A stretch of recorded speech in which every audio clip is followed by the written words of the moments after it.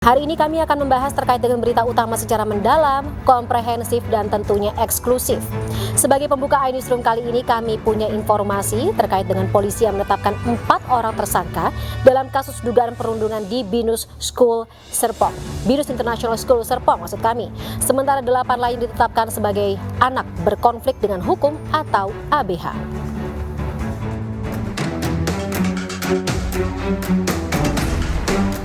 Usai melakukan gelar perkara, polisi menetapkan 4 orang tersangka dan 8 anak berkonflik dengan hukum atau ABH dalam kasus dugaan perundungan di Binus School Serpong.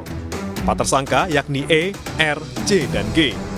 Sementara 8 ABH tidak dibeberkan identitasnya. 12 orang tersebut dijerat dengan pasal tentang perlindungan anak dan tindak pidana kekerasan seksual. KPAI mengapresiasi penanganan kasus oleh Polres Metro Tangsel dan terus mengawal kasus agar tidak ada hak-hak anak yang terabaikan.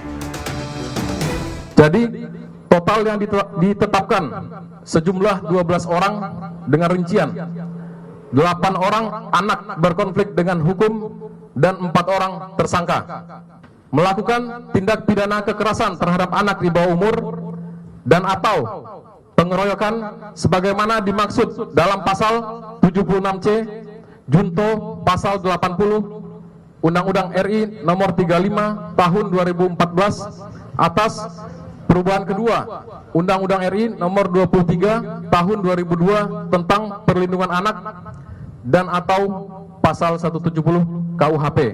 Yang masih perlu kita kawal adalah bagaimana penegakan Undang-Undang Perlindungan Anak dan sistem Undang-Undang Sistem Peradilan Pidana Anak. Dan tentu saja dalam hal ini jangan sampai ada hak-hak anak yang terabaikan.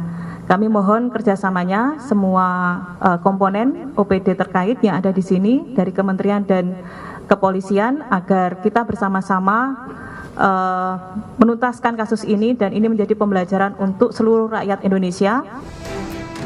Peristiwa perundungan terjadi pada 2 dan 13 Februari 2024. Perundungan pertama dilakukan dengan dalih tradisi tak tertulis sebagai tahapan bergabung dalam kelompok.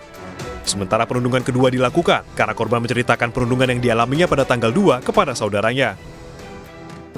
Jadi untuk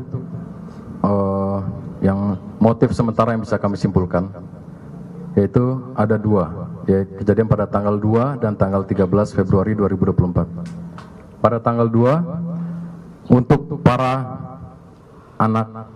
anak pelaku menjalankan semacam tradisi yang tidak tertulis sebagai tahapan untuk bergabung dalam suatu kelompok. Kemudian pada tanggal 13 Februari 2024 para pelaku melakukan kekerasan diduga karena mendapatkan informasi bahwa korban diduga menceritakan kegiatan tradisi yang terjadi pada tanggal 2.